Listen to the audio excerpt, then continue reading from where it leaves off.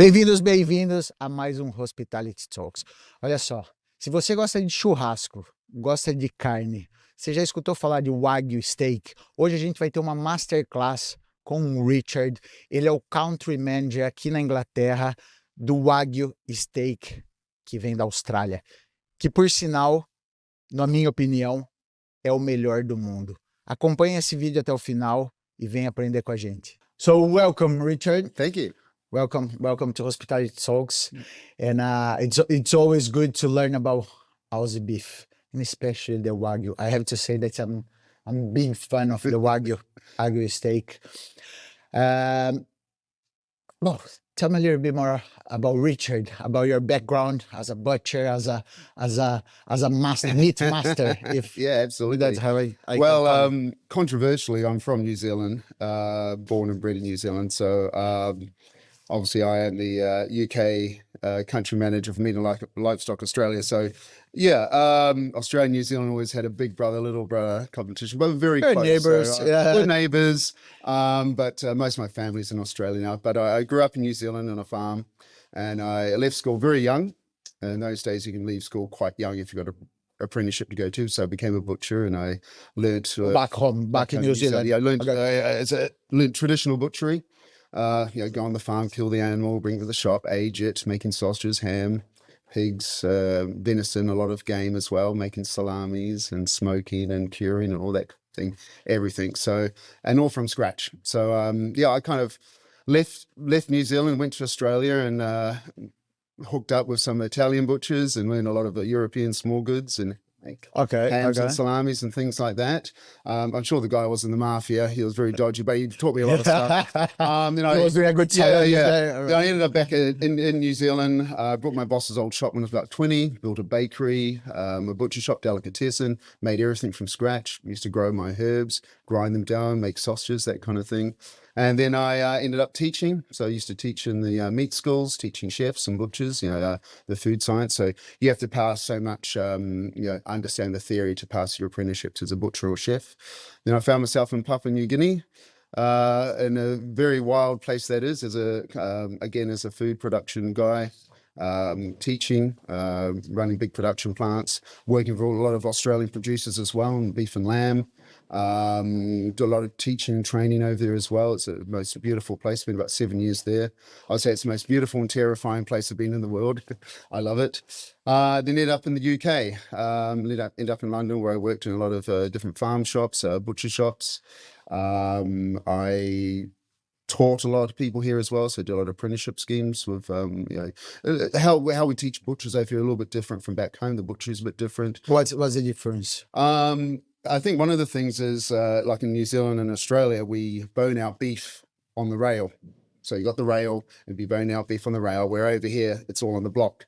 Okay. And it's all hand saws and choppers, where we've got band saws. Yeah. So when I first came over, they said, "Oh, you're on a block. There you go." And even things like looking for a hook. Because it's all makes sense as gravity hook. So I was just like, oh my goodness, I've never done this. And so I was a bit slower and it was a bit weird. And everyone's using hand saws, where back home just through the ring, and it was a bit slower. But the skills over here were very impressive. So I learned a lot as well. And then I kind of got more into the food service side of things. I also ended up working on the cruise ships, again, teaching butchers and also fishmongers, and working with chefs as well. And that was an eye-opener, feeding 4,000 people a day, 3 times a day in the middle of the ocean, and working non-stop working non-stop for 6 months. And then you have a day, I had 2 months off, and I had one day off actually, which I won in a raffle, which was I remember that. But yeah, then I got into working with a very beautiful company called Classic Fine Foods, where I was there for nearly about 8 years, and I was dealing with, I was a meat specialist there and the master butcher, and we're also all around the world. So my job was to kind of teach and educate, and also work with chefs around London, and teach our teams around the world, and then go and meet farms in Australia. We do a lot in Japan as well with the Wagyu, South America, and Europe. So you've been teaching all around. Yeah, it's about like meeting farmers, learning their stories, learning about the what they produce, and then bring the story back to the consumer, to the chef. And the most important thing is people want to know where the food's come I from. think today the storytelling is very important, isn't it, Richard? You have it. I mean, Absolutely. of course, you are the country manager for UK, Yep. and I think the young generation are looking for it, isn't it? Like, they want to know, like, what's the history behind the product, behind the. It's everything. And so when I've only just joined Meat and Livestock Australia in the last month, so I'm coming over from a very busy industry side, and especially in the London food scene. To now we're here to educate, we're here to pass the story over to promote.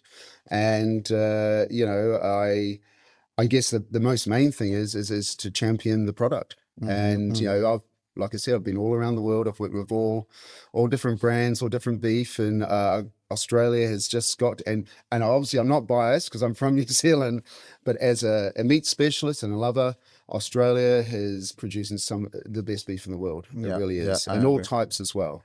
It's got such an amazing genetics, the way they produce, how they treat their animals. And they're just getting better and better. I would say they're leading the world in sustainability as well. So when we start talking about carbon footprint and, also the Australia industry, they've got this target of being carbon neutral by 2030, which is, it's a massive commitment. It's you reduced it what 70% already. 80%. I heard that. Yeah, between I think 2005 and 2021, they reduced it by about 80%. Which is just amazing. A lot of that is just through biodiversity. They reduced the water used in the beef by 70% as well. And a lot of this is just good farming practices, and also the science. The science is just getting, every year it's getting more amazing. So it's very impressive when you get the privilege to go to Australia. You go through the farms, you see their science team, you see the farmers. But the most impressive thing, being all around the world, is the culture of the farm in Australia is amazing. It's generational, so the kids are taking over the farms. Okay, and it's very sexy to be a farmer. It's really very cool. Oh, that's interesting. Which is very interesting. It is. It's very cool, and it's a great job to have. It's a great lifestyle, and it's beautiful out there. And I've seen farmers. I've spent a lot of time in Europe and farms as well, and they struggle. They really do. They're up against it for a lot of different reasons. The kids do not want to take over the farms, or they take over the farms and they get rid of the cattle and they sell it. Yeah, and that's happening all around the world. And it's I have to say, I was visiting a friend in Ireland, and he's a beef producer as well, and he was saying exactly like this. In Europe, the new generation, they are not really, so that's very interesting. And nice to see that the legacy is there, Oh, so, absolutely. You know what I mean? Like, it is great. I mean, you've been teaching around the world, master classes and all that. For someone that wants to start on this career, maybe a restaurant, or what's your tip? What do you think? In meat, or just meat? Meat. I think you've been around teaching chefs and teaching butchers. It's basically, look, like anything, you need to find the right place, and it's not easy to do it properly. You've got to be patient, and it's a lot of repetition. So my like anything, I think you would want to find a place where it's busy, that you're doing the same thing a lot of the time, over and over and over, to get your skills. Your knife skills are so important, because it comes down to safety, and you're going to learning how to use a knife, for example. Learn how to sharpen a knife properly. Take care of your equipment. Then learn how to use it. And the best way of doing that is just repetition. And safety. Always safety first, all the time. So yeah, I mean, you can find your local shop, and you might be boning out one cow a week or something like that, or beef or something like that. If you really want to get good, maybe go there to learn the basics, then find a busy shop where you're doing the same thing over and over again. And you become good, and then you start to work in the better places. I know people have gone from butcher shops to abattoirs, and they've made a lot of money through that because they're very fast, but also embrace the cuisine side of things as well. So understand how the muscles work in the body, understand the bone structures and what each muscle does. Why are more muscles tougher than others? Obviously, they work more or less. It's very important. Understand the breeds as well. And learn that you are more capable to please the customer, isn't it? Yes. What they want, what they are looking for. I mean, on the Brazilian market, we are seeing each time more like kinds of boutique butchers, you know? And I think that's something that's really growing. Who started that? Was that the consumer or is Consumer, it? yeah. Where do you think that's come from? Do you think it's think influence from outside? Outside, Brazil? yeah, you know? I mean, we're gonna get to the Wagyu because if you Wagyu, it's one of the greatest products you guys have. But you know, Brazil, we are very curious that we are really embracing like the Wagyu beef, and I think we are just starting producing. Yeah. But what about the Australian? What make the Australian Wagyu so special? Yeah, I think a little history lesson, shall we? Should we talk about how Wagyu got there first? Because it's very interesting. Yes. So it's been a short history. So obviously Wagyu, it's an ancient breed. It originated in Japan, and there's maybe 4 main breeds from Japan. So 4 main breeds. 4 main breeds. I will not name them. But yeah, the 4 main breeds. And so what happened in the mid-90s, the genetics left Japan for the first and only time. Legally. Middle night. In the 1990, around 1995, 96. And the genetics left and they went to... Legally. Why is that? Why not before? As far as I know. Yeah, no, but I mean, like, why never before? The government was... I don't think just people never really got into it. Just the cuisine wasn't asking for it. It's a timing thing, I guess. Okay. So the genetics left. They got to America, and then they got to Australia about the same time through a couple of guys, American and Australian guy. So the genetics got to Australia around about late 90s, about 97, 98, and they started to produce full blood Wagyu. So when I say full blood, the mother and father are both 100% full blood. So what happened there, and there's a farm there called Westholme, that's where it originated in Queensland. And then they started to just keep on breeding. And over the time, they started to breed these beautiful animals. Now, obviously in Japan, you see a Japanese Wagyu, it's very white. You know, I was in Japan last year in Kagoshima, beautiful place. So their animals are in their pens and the grain fed, or I say high energy diet, for about 650, 700 days. It's a long time. And they're not moving around much. And because they don't move around, they become very fat. You can see how white they are. And the meat is, it's like snow. Now, you could never, ever eat whole steak. I've seen people try, and I mean, they're okay. Still rich. 2 hours later, I'm pretty sure they're either... You run. They're in the toilet. Yeah. No, look, Japanese cooking it's a different cuisine, totally cuisine. I do love it, but you're only having little slices of Japanese Wagyu, little sugar cubes, and yeah, I love going to Japanese restaurants. It's fantastic. Me too. Yeah. So in Australia, it's a bit different. The food's different, the environment's a bit different, and of course the temperature is a bit different. Now, the Wagyu cow actually is very, very, it can withstand the cold, it can withstand the heat. It's quite a small animal as well. So it's quite a small animal. It's quite small. So what the Australians did, they decided, look, we are not going to feed these for like 700 days because we want to have something a bit different. And also they've got to make it affordable for the locals. Japanese Wagyu is very expensive. So they started crossbreed. So they had the full blood father. Okay, so the father's full blood. Then they'll get a maybe an Angus cow mother, or maybe a crossbreed to crossbreed it, produce a say what they call a F1 or 50%. So half of it's Wagyu and half of it's always the father. Always the father. Always the father always Wagyu. The father. Yes. Okay. For it to be called Wagyu, it's got to be at least 50% genetics.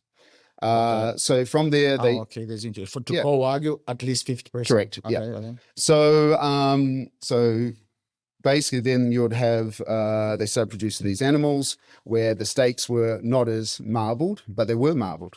So you have a steak that you can eat whole. So you have the flavor of, say, if it's crossbreeding with Angus, they have a beautiful crossbreed flavor of the Angus, which is very good for muscle structure, very good for flavor. The fibers in the meat are very tender, and the Wagyu brings obviously the fat. So the combined is beautiful. The problem with Angus, though, is it doesn't like the cold too much.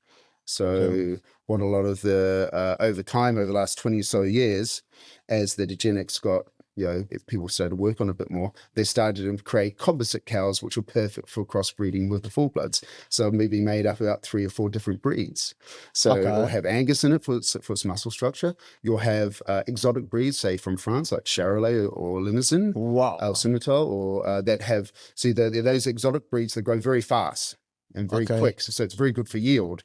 But the problem when they grow very fast, the muscle tendons grow fast as well. So it's a bit tougher. Right. That's why you have the Angus in there to make it a bit more tender. And then they'll have another breed in there, which will be, say, Brahman, which is from India, which is a Punjab breed. Now, that is not really a good meat-eating animal, but it loves the heat. They're very good animal, very good mothers as well, but also the foragers. Now, in Australia, you've got all these wide open spaces everywhere. So when the animals are out, they're foraging. So the Brahman brings that quality that they have to forage for the food. So they'll be searching. Now, Angus cattle are not foragers. They'll eat and then they'll sit down. So they add that genetics in there for that. So they created that perfect kind of breeding cow to crossbreed. So that is basically what Australia's done over the last 25 years or so. They started to really hone in on the genetics and the great attributes of all the breeds. And as you crossbreed, so if you have a full blood in the cow and they crossbreed it, that's what we call it F1. So it's 50%. 50%. Now, if you take the offspring mother from that F1, you crossbreed it with a bull again, it comes to F2. So that becomes like a 65, 70%. Crossbreed again, it's F3, becomes an 83%. So and that's what you call a pure blood. Okay. And when you get to 83%, you can keep on going. So you go to F5, which is like 98%, but you'll never ever get 100%. Okay, so the F1, F2, because you've heard of this. This is like is that a grade? It's a kind of a grade of genetics. So a lot of people hear about this and they think grade 5, grade 6. So that's what the grade is. Careful between marbling and grading. So what I'm talking about the genetics here. Okay. Yeah. And that's not related to the marbling. No. We'll get to that in a minute. So this is basically understanding how the genetics started. So Australia started to produce this beautiful beef, Wagyu beef with great marbling. And yes, 3/4 of its life, it's in the outback, it's feeding. Then they'll bring it in for the last maybe 300 to 400 days on a high energy diet. I don't like saying grain fed because it gives the wrong idea, because people think, it's spent its whole life on grain. Not really. It's spent the last 350, maybe 400 days on a high energy diet. It'll be on grain. It'll be on silage, different types of like corn, silage, straw, lots of like different ingredients in there for just to help the animal grow. And then they're undercover as well. So if you go and have a look, they've got these big shelters. So they are in feeding pens, but they've also got shades and water everywhere. I mean, their animal welfare is amazing. It really is beautiful. So they get looked after very well, because you want the animals to be happy. You want them to be stress-free. And I've seen a big, huge Wagyu just come up and start licking you. They're so happy, very docile animals. They've had a good life. So yeah, look, the farm in Australia, I've been to lots of different farms everywhere, and it's so impressive. It really is. They look after the animals so well, and happy animals, less stress, better quality product, better yield, happy farmer, happy industry. And the beauty about all this is all these farms family owned. Family owned. I would say most of the big Wagyu brands are all family owned. They've got a great story there. It's all generational, 3, 4 generations of farms. It's really beautiful stories to go around. And it's great because when you sit around and you because in the past I've been a middleman, if you like. I'll be bringing over Wagyu from Australia to London, and you sit around the table. You'll have the farmer there, you'll have the chef there, and you bring everyone together over the table eating the product. from the other side of the world. So it's a great feeling. That's what we're here for. That's really nice. It's That's beautiful. really nice. It really is. You said about the grade, and then Yes. what's the difference there? Okay. So how? So Japan's got a different grading system. So they have it. A5 is the best. Now that's got to do with the muscle structure, Which will be the grade 8, 9. Well, we'll get there. So A5 is the highest in Japan. Now in Australia, they work off a different kind of system. It goes from 0 to 12. 0 So- to 12. Okay. So what a lot of the brands, they do like 0 to 3, 4 to 5, 6 to 7, 8 to 9, then maybe 9 plus. So basically all this is about marbling. Okay, it's about how much fat you see there. When you go into the abattoirs, they'll cut between the 12th and the 11th rib, and they look at the meat. And the technology is getting better. Before they just had cards, and they sort of looked at it like this. Now they're using like a lot of different technology to get it a little bit better. And then a lot of the places then will, with the loin cuts, they'll grade on the floor as well. So they'll have the sirloin, the ribeye, and they think, oh yeah, that's about a 6 to 7 or 8 to 9. Now, when it comes to like what's best, I mean, I would say like a A5 would be the same as maybe a 9 to 12, so to speak. A5. When it comes to like fat content. 6 to 7 is my favorite because you've got like a bit of 6 to 7. fat, and you've got the flavor there of the beef as well, and it just works very well, especially for secondary cuts. 4 to 5, still that's like entry level, still going to have a lot of fat in there. You have the flavor. You still For gonna the have primary cuts, especially. exactly, yeah, absolutely, and the cost is good as well. Yeah. So one of the most important things is the flavor. So, like I said, for the first 3/4 of its life, it's in the outback. It's eating like, especially in Queensland, which most of the Wagyu's at, they're eating this beautiful Michelin grass, and that helps with the flavor, the walking around, so the muscles are working, they're getting a bit of exercise. So you need a bit of exercise in there to get the, those muscles working, get that lactic acid going around, get the muscle sugar and the glucose in the muscle.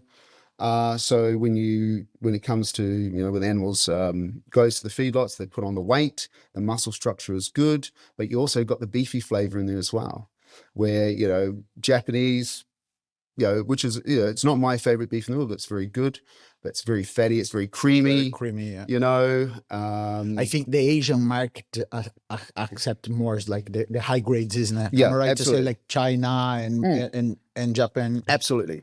And also you can cook it quite well. If you overcook it, it's fine because it's still so much fat in it. I mean, you don't want to, I always say when it comes to Wagyu, I never have it medium rare, never. Because got so much fat in it, you need to let it cook.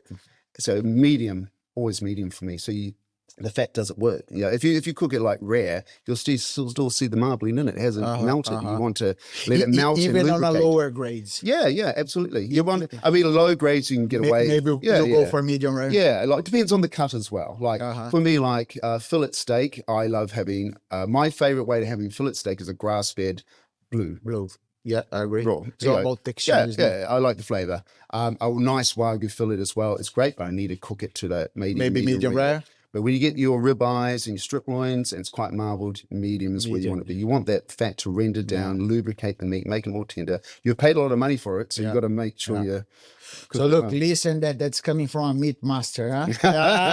Yeah, well. No, it is true. Yeah, I think ribeye it's great on medium. I agree 100%. You need to allow like the fats to the marbling to kind of melt and Absolutely. Yeah. What's your favorite cut? I love ribeye, I have to say. I mean, picanha. I was about to say. Yeah, picanha, it's great, and especially if you're doing like steaks. If you're doing steaks, I think Wagyu fits very well for picanha steaks. Absolutely. Like normally, the way we do in Brazil is a bit different with like churrasqueira and all that. But for a steak, proper steak, 400 grams, 300 grams, I think the Wagyu ribeye is just amazing. Picanha, my favorite cut of meat, and I always ask, is the corner cut of the rump. Corner cut of the rump. Now, the reason for that, when we were in the butcher shop, we would kill an animal. It's like, if you eat you want to make sure the beef's good. If you eat the tenderloin, it's always going to be tender. If you eat the ribeye, it's always going to be good. That's silly. But the rump, if the rump is good, the rest of the animal's great. Right. So there's always this like little corner cut on the rump, which kind of tapers down. It's kind of the muscle that starts to join down onto the fillet in the strip loin. And that cut there, and it's like a little kind of like half moon shape.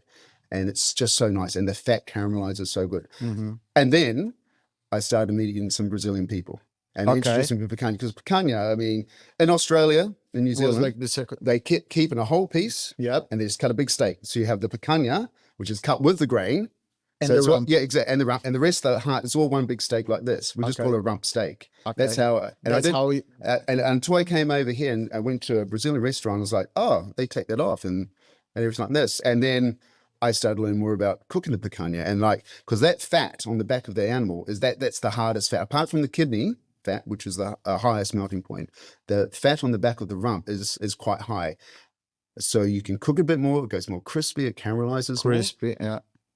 The fat on the picanha is my favorite part of the fat on the animal. It's amazing, and I like how you leave a lot on. That's interesting. Like picanha is the most popular cut for us in Brazil, and I think. The world is kind of discovering, the chefs are discovering, and how do you see the picanha growing on sales, on popularity? Well, I can tell you, well, first of all, they've got to know how to cut it properly.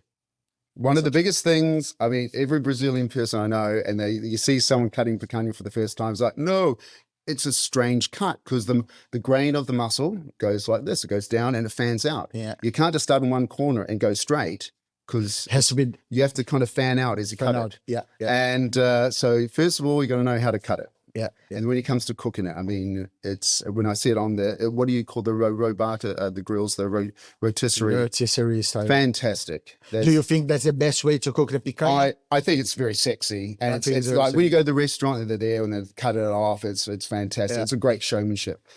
But I do like getting, talk about Wagyu, I like getting a very well marbled, like 8 to 9 marble score picanha, lots of fat on it, and I'll make a beautiful rub on it. I'll rub it all over. I'll score the fat, and I'll roast it very hot, then turn it right, like 220, 230 degrees, down to right down to 120, and just let it. Just let the whole muscle. Whole muscle. Or I'll cook it, or I'll smoke in my barbecue. Okay.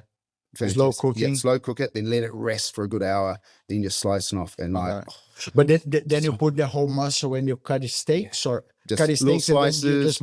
Like you can cut steaks if you like big steaks, but just little slices. Make some homemade relish and stuff like that. It is good. Beautiful. So good. So we got off track there because I got excited about picanha. But look, that piece, that muscle of that picanha, it's a bit like the rump. Tail as well, the tri-tip, which is again an amazing product, and a lot of people, I mean, I would say to a lot of chefs in London, they should be looking at that right now. Made very famous, obviously in America, Santa Maria cut. They used to cut it quite whole, lots of like rub on it as well. Very delicious cut. So that whole muscle structure there, look, we all love the loin cuts.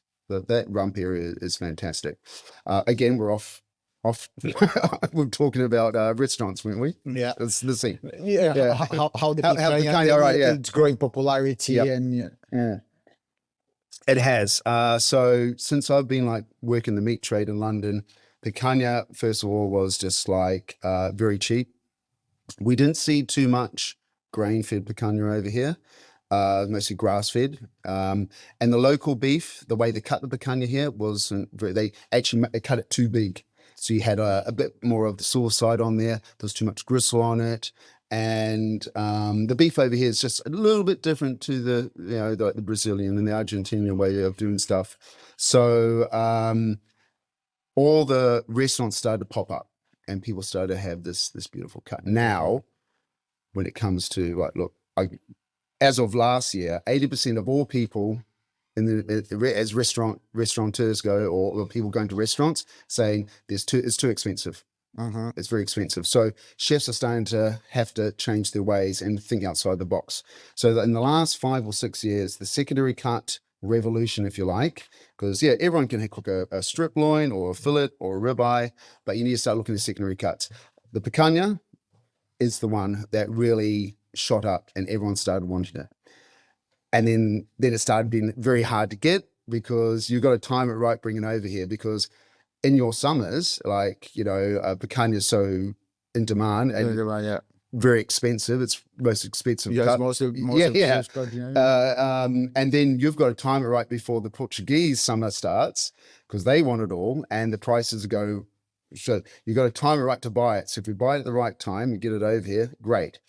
Have it on the menu. You got to know how to cook it right, but the price is very, very good. And the flavor is fantastic. But again, you got to educate the people as well. Okay. Yeah. And look, there's been a lot of there's obviously the revolution of smoking, the green egg revolution. What was that, like 10 years ago? The green egg started to come out, so people started to do their home barbecues, because English talk about the English talk about their barbecuing like they do it every day in the summer.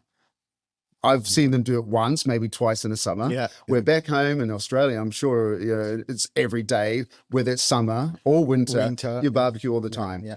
So I think over time, especially with the shows on TV and all the kind of cooking shows and all the barbecue, especially with the brisket and everything, people are starting like, oh, I can have a barbecue at home. I can have a green egg. I can start experimenting. So they start getting the flavors.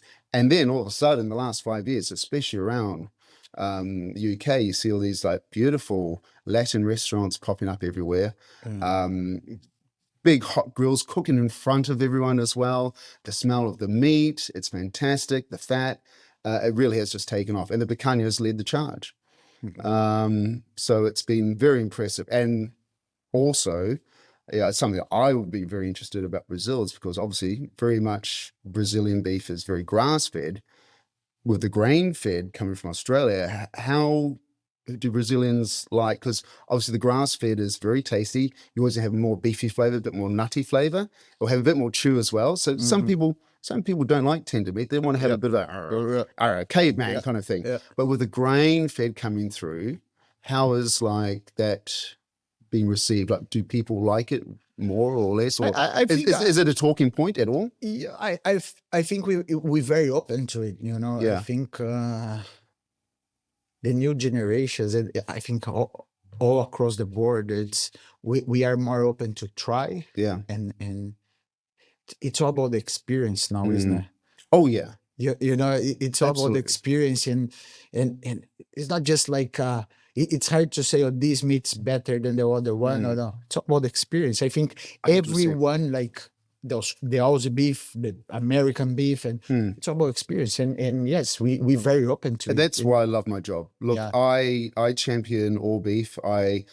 London, before Brexit, London was traditionally a USDA grain-fed beef town.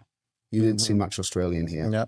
And then Brexit happened, and what happens is most of the American beef goes into Rotterdam. And what they used to do there, they used to send all the beef there, and all the loin cuts used to come over to Britain. That's why we always had a lot of very low price American beef, grain-fed beef. And, American grain-fed beef is obviously fed with a lot of corn silage. It's fed for about 150 days, the Angus. There's a little bit of Australian coming over, but not as much. Then Brexit happened, so there's more tariffs to bring it over. Also at the same time, America's the biggest meat-eating population in the world. They've started, especially Brexit, especially with COVID, they started to eat more and more and more. There's not enough meat over there for them. So domestically, at the moment, they're very short on beef. So that the amount of beef coming over is, over the last 5 years, American beef has gone down, which has allowed also the Australian to come in. I'll say also because of the way China's been going, and because they had a big swine flu problem there, they want more beef, and they get more beef from Brazil and from South America. So there's less South American beef coming into London as well. And even with the Iberico pork, that's gone through the roof because of how much China is. Yeah, absolutely. So the door's been kind of left open. At the same time, the Australian and British government have put together a free trade agreement, which was about 3 years ago, which basically knocked off about 20% of the costs and allowed more producers to come over here. So all these, the time has just been perfect for the Australian producers to bring their product over. And as you've seen for yourself, the amount of brands showing up, especially in Wagyu and Angus, and also grass-fed, is tripled, and that's not going to stop. And look, we're not trying to take over the market. we're trying to enhance the competition. Competition's good. And, Britain has always, imported 30% of all the meat they sold, they've had. And when it comes to a very good grain-fed product that it's bred with animal welfare in mind, sustainability, look, Australian beef is just brilliant, especially for chefs as well. I have to say, Australian beef is very good. I really like great consistency. I think the work you guys are doing, like sustainability and welfare of the animals, it's just great. I think the whole world has to. You are a step ahead with it. And, the story's got to be right. It is a very good pass. Look, Richard, thank you very much. Thank you very much for coming to Hospitality Talks. I think today we had a great master class of Wagyu beef and Aussie beef. Well, thank you. Thank you very much, mate. Absolutely, anytime. And let's next time let's get in front of some meat. Yeah, 100%. Yeah, absolutely. Nice, I love that. Good stuff. Thank you.